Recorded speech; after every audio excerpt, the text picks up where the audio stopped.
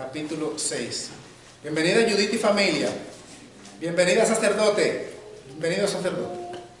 Isaías capítulo 6, visión y llamamiento de Isaías. Capítulo 6. En el año que murió el rey Uzías, vi yo al Señor sentado sobre un trono alto y sublime, y sus faldas llenaban el templo. Por encima de él había serafines, cada uno tenía 6 alas, con 2 cubrían sus rostros, con 2 cubrían sus pies, y con 2 volaban. Y el uno al otro daba voces diciendo: Santo, Santo, Santo, Jehová de los ejércitos, toda la tierra está llena de tu gloria. Y los quiciales de las puertas se estremecieron, los aldabones que abren las puertas, con la voz del que clamaba, y la casa se llenó de humo. Entonces dije: ay de mí, que soy hombre inmundo de labios, y habitando en medio de pueblo que tiene labios inmundos. Han visto mis ojos al Rey Jehová de los ejércitos. Y voló hacia mí uno de los serafines, teniendo en su mano un carbón encendido, tomado del altar con unas tenazas, y tocando con él sobre mi boca, dijo: he aquí que esto tocó tus labios, y es quitada tu culpa y limpio tu pecado. Después oí la voz del Señor que decía: ¿a quién enviaré? ¿Y quién irá por nosotros? Entonces respondí yo: heme aquí, envíame a mí.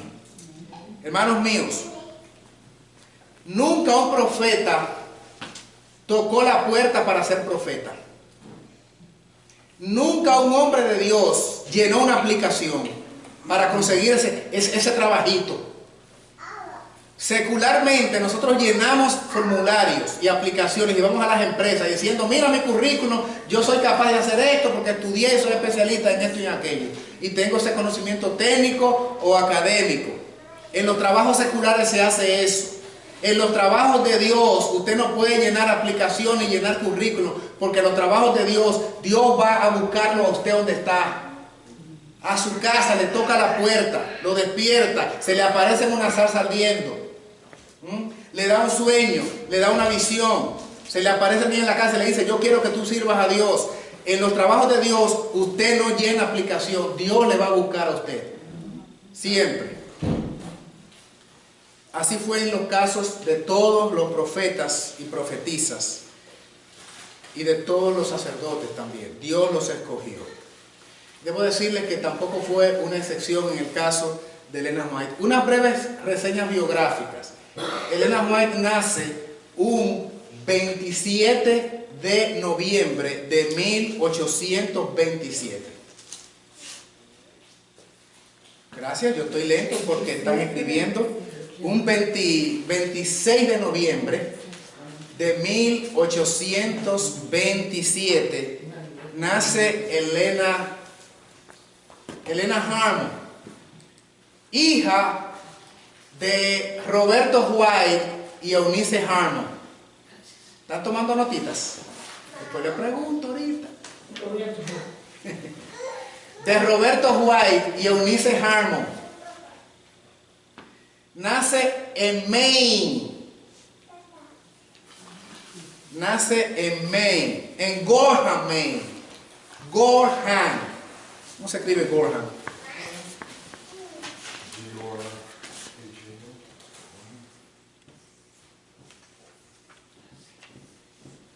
En Maine, ¿no? Gorham, Maine. Maine es así, con N.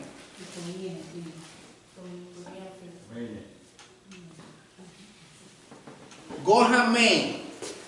¿Qué fecha dijimos? 20 de noviembre de 1827. 1827. Y fueron sus padres Roberto White y Eunice Harmon.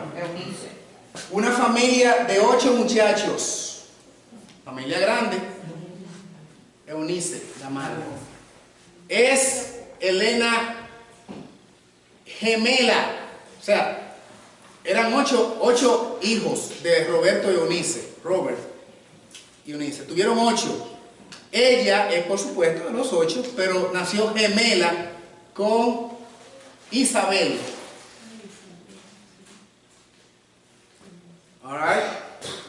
Entonces, ¿qué ocurre con Elena? ¿Cómo se llamaba ella? Harmon. Porque lo de White fue cuando casó. ¿Ok?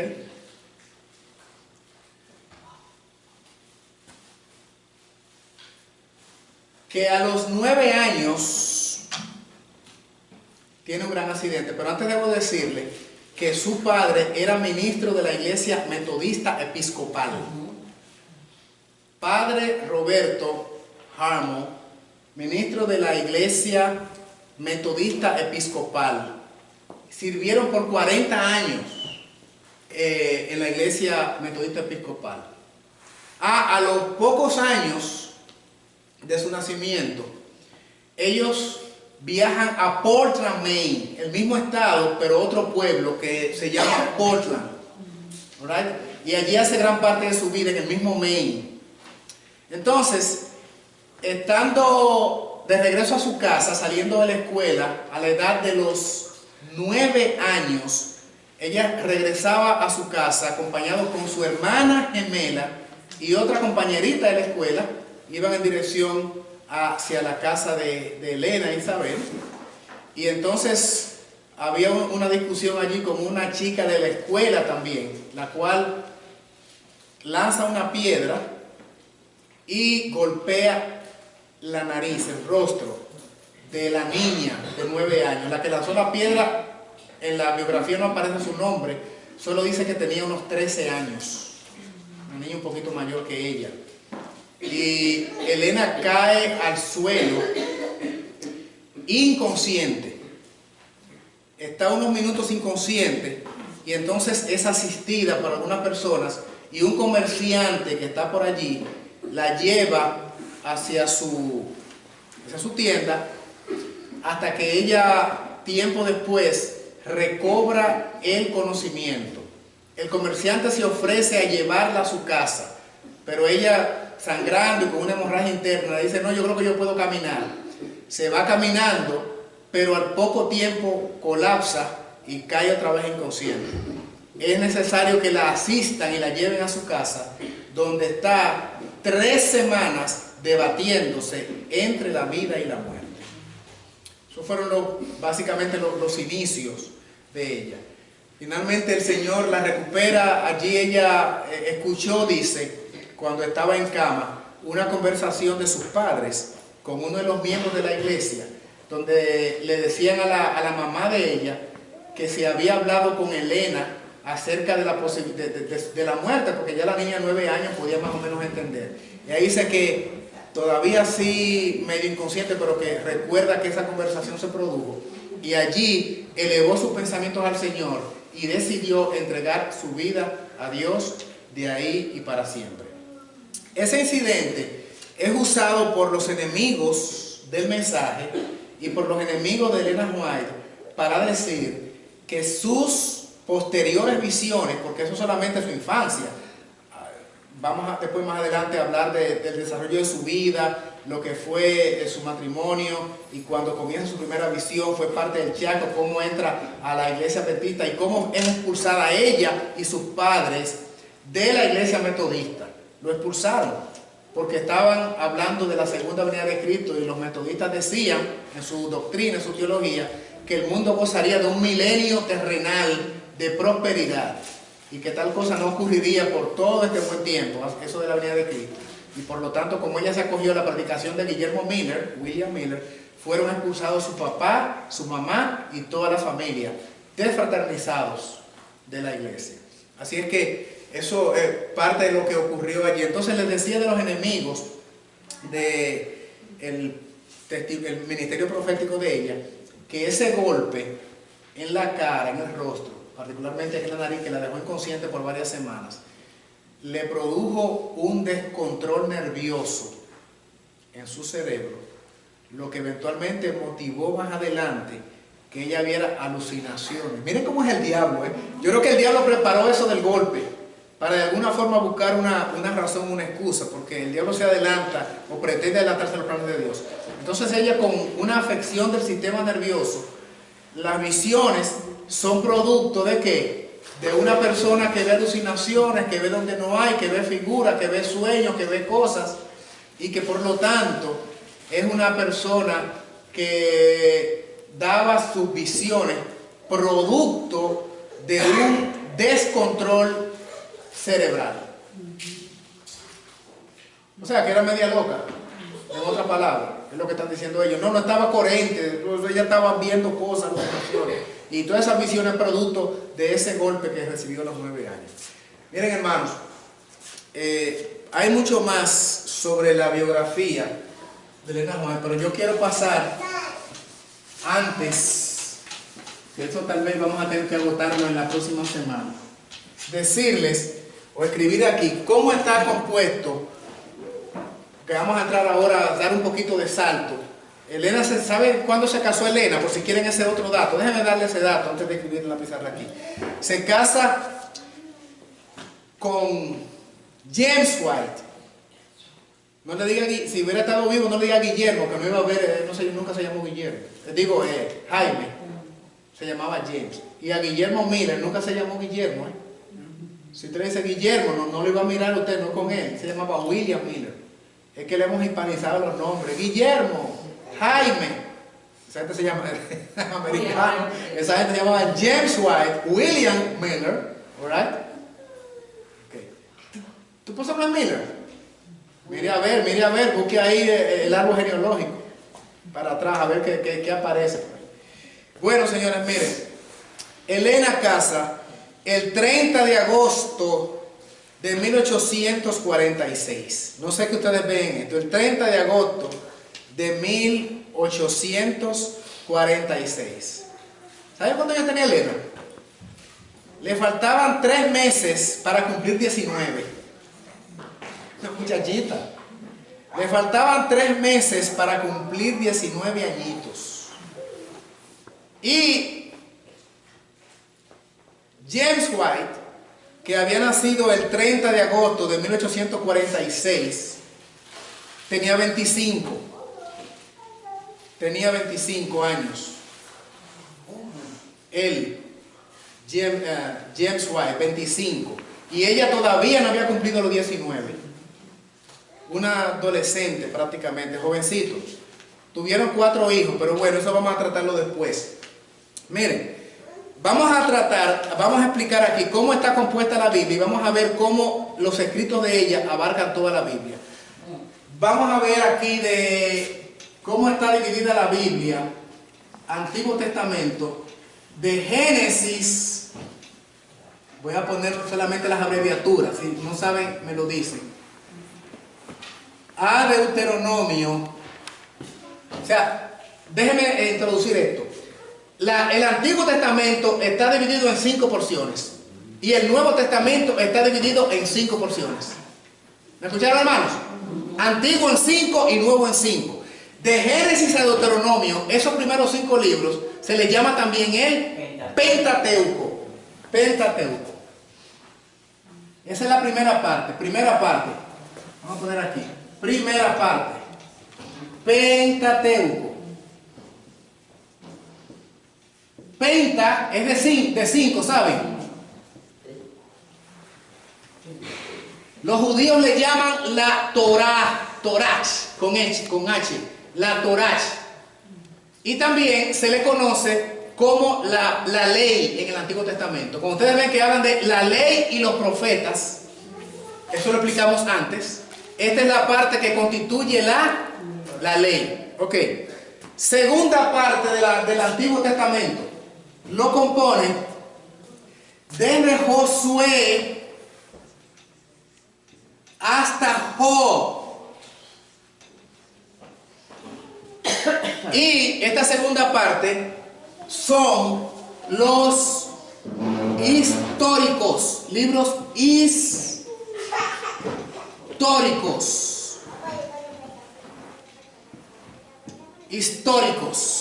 Vamos a hacer paréntesis.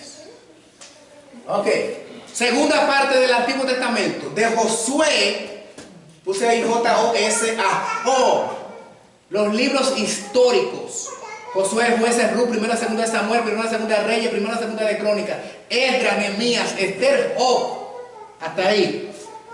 Históricos. Entonces, la tercera clasificación del Antiguo Testamento de Salmo, de los Salmos, hasta que Salmos, Proverbios, Eclesiastés, Cantares. Cantares. Los Cantares de Salomón. Desde Salmo hasta Cantares es la tercera clasificación del Antiguo Testamento. Los libros poéticos. Abrimos aquí paréntesis. Poéticos. Son cánticos, son poesías, salmos, proverbios, Eclesiastés, Cantar de Salomón. Esa es la tercera clasificación. Salmos a Cantares. Salmos, proverbios, Eclesiastés, Cantares.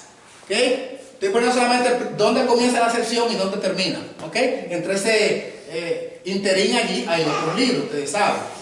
Entonces, cuarta sección del Antiguo Testamento. Lo componen Isaías, Jeremías, Lamentaciones, que es de Jeremías, Ezequiel y Daniel, la cuarta parte, desde Isaías hasta Daniel, profetas mayores, profetas mayores.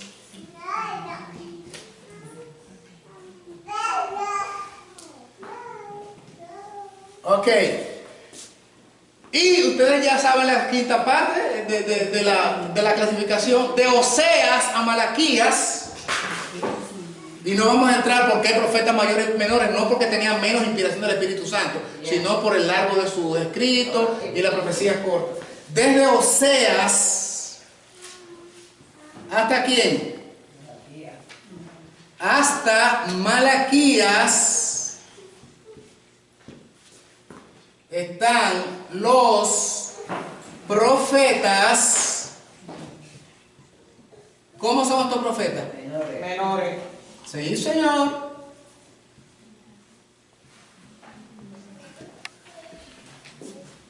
Miren allí, hermanos buenos, las 5 partes en que está dividido el Antiguo Testamento. Préndase eso es teología elemental en cualquier seminario de teología que usted vaya. De Génesis a Deuteronomio, el Pentateuco, de Josué a Job, histórico, Salmos a Cantares, poéticos, Isaías a Daniel, profetas mayores, Oseas a Malaquías, profetas menores. Ahora bien, Elena White abarcó todo eso de la siguiente manera. Elena White escribió más de 40 obras, pero muchas obras que nosotros han llegado a las manos nuestras hoy son compilaciones. ¿Qué quiere decir? Que los editores han cogido de sus 70 años de ministerio, la primera visión 1844 y la última 1915, ya el siglo XX, prácticamente cuando mueren en el 1915, por cierto, que muere en el 30 de julio de 1915. Entonces, ella escribe muchas obras, pero hay muchas compilaciones. Les pongo un ejemplo. Ella nunca se sentó a escribir un libro que se llamara Maranata, el Señor viene. Ella nunca se sentó a escribir un libro que se llamó Evento de los últimos días. Esos títulos se los han puesto los editores. Recogieron citas sobre un tópico particular, lo encasillaron con un título acorde con el material y lo publican compilado con subtítulos, puestos no por ella, por cierto, y entonces aparece como libro. Ahora, ella sí tuvo obras completicas que se sentó y dijo, este libro se va a llamar así. Los 5 clásicos que son el comentario de toda la Biblia. ¿Una pregunta? ¿De diciembre de qué? De 1915. 30 de julio. El 30 de julio muere, de 1915. Ok. Entonces, miren, hermanos queridos, ella sí escribió un libro que se llamó Patriarcas y Profetas. Patriarcas y Profetas. Y otro libro que se llamó profetas y reyes.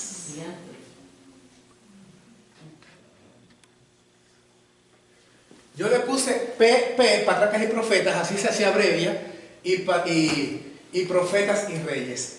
Estos libros cubren todo el Antiguo Testamento. Esos dos libros cubren todo esto, con excepción de un libro que no lo cubre en esos, y es Daniel, que lo cubre más adelante en otro librito. Interesante. Ahora, en Patriarcas y Profetas y Reyes, Elena White abarca la parte, el Pentateuco. ¿Saben cómo comienza Patriarcas y Profetas? Que fue el primero de los 5 que ella escribió comentando la Biblia. Dios es amor. Así comienza. Y termina su libro con la misma expresión. O sea, no Patriarcas y Profetas, sino el último de los 5 libros que escribió. Entonces, en 2 libros ella comenta el Antiguo Testamento, Patriarcas y Profetas y Reyes. Ahora bien, esta pizarra es muy chiquita.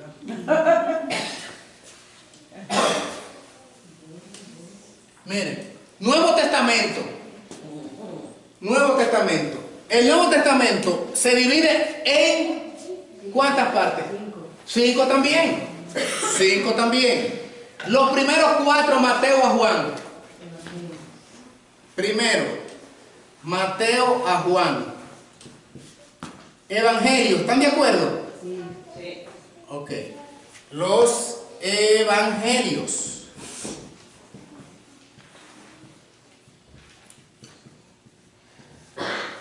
Segunda parte, libro de los Hechos de los Apóstoles. Hechos de los Apóstoles. Esa es la segunda parte del Nuevo Testamento. Hechos. Eso cubre la parte histórica. ¿Recuerdan que hay una parte histórica en el Antiguo Testamento? Hay una parte histórica en el Nuevo Testamento. Hechos de los Apóstoles. Histórica, la parte histórica. Eso es la naciente iglesia cristiana. ¿Cómo surge, cómo nace la iglesia? ¿Eso solamente? La iglesia. Eso nada más. Hechos de los Apóstoles es historia. Ahora viene Romanos hasta Hebreos, tercera parte. Desde Romanos al libro de los Hebreos.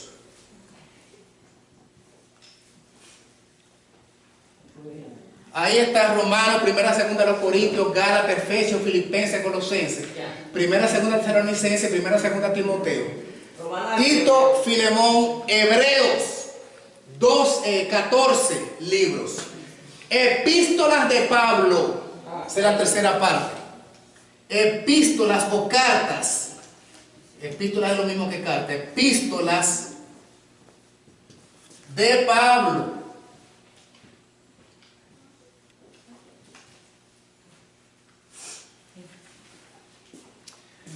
Cuarta parte, primera, segunda de Pedro, primera, segunda, tercera de Juan, Santiago y Judas, epístolas generales. De Santiago a Judas.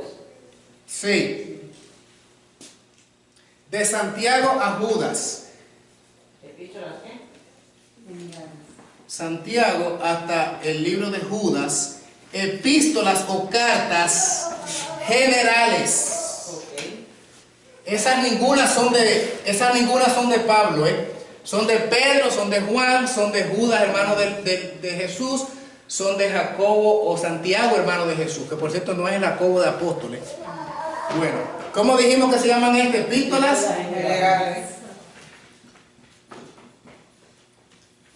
Generales. Y el Nuevo Testamento también tiene una quinta parte, la quinta parte es Apocalipsis, profecía. Solamente. Oh, pero no hay más libros ya. Ya no hay más. Quinta parte. Apocalipsis, ¿verdad? Sí. Apocalipsis, profecía. Es profecía. Ya. Bueno, ustedes saben que dice profecía. Entonces, miren, hermanos amados, el Nuevo Testamento, igual que el Antiguo Testamento, apréndase esto porque esto es una forma interesante de subdividir la Biblia. Está dividido en 5 partes también, de Mateo a Juan, los evangelios. El libro de los Hechos es la parte histórica que corresponde a Josué, a Job en el Antiguo Testamento, que tenía su parte histórica. Aquí es la historia de la iglesia cristiana naciente, el libro de los Hechos.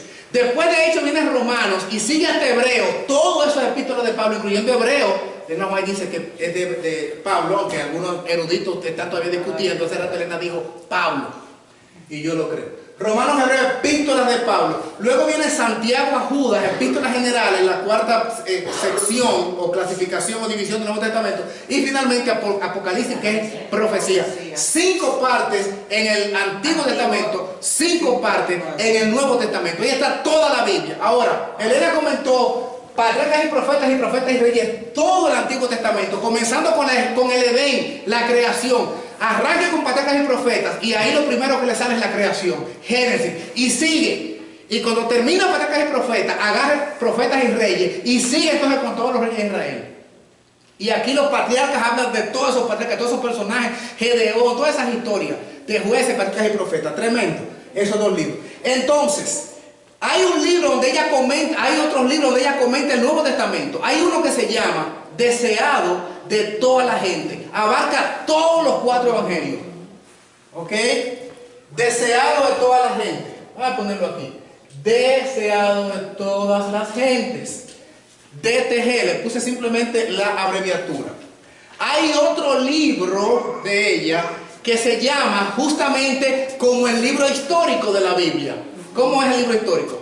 Hechos de los Apóstoles. Hay un libro de ella que se llama el libro de Hechos de los Apóstoles, de Elena White, no es de la Biblia. Pero comentando Hechos de los Apóstoles, Hechos de los Apóstoles, H-A-P, pero comenta ella en Hechos de los Apóstoles, no solamente la naciente historia cristiana, sino la carrera ministerial de Pablo. O sea, ella después de Hechos sigue con Romanos, Corintios, Gálatas, Efesios, Filipenses, y abarca todo eso y llega hasta las epístolas generales, hablando y comentando en Hechos de los Apóstoles. Prácticamente todo el libro allí, en Hechos de los Apóstoles. Y la obra cumbre de comentario bíblico de Elena White se llama ¿cómo? ¿Cómo se llama? La obra cumbre de Elena White. El conflicto de los siglos, por favor. El conflicto de los siglos. ¿Qué me abarca o qué me cubre? ¿Qué aspecto de la Biblia me cubre el conflicto de los siglos? ¿La parte qué? Profética. Pero acuérdense que yo le dije, hay un libro que ella no lo comenta en patriarcas y profetas y reyes, lo comenta más adelante. ¿Cuál es ese? Daniel. Yo le dije que Daniel no me lo trataba en detalle aquí en patriarcas y profetas y reyes, porque lo dejó para comentármelo en el conflicto, para unir el comentario de Daniel y Apocalipsis. ¿Ok? Entonces ahí en Daniel, en conflicto de los siglos, sí me aparece el santuario, los 2300 días, Daniel 8:14, todo eso está en el conflicto de los siglos. Más la parte final de la historia humana, Apocalipsis con todas sus partes, lo que es Apocalipsis 13, los 42 meses, el dominio papal de 1260 años, la herida mortal, el papado restaurado, la marca de la bestia, la imagen de la bestia, el número de la bestia, la persecución final, zarandeo de la iglesia, las 7 postreras plagas, la crisis final, la protección del pueblo de Dios, la venida de Cristo, ir al cielo cuando Cristo venga, el milenario y la eternidad. Ese es el conflicto de los siglos. Así es que en 5 libros, Elena White comenta que la Biblia completa. Interesante, hermanos. En 5 libros está comentada la Biblia completa.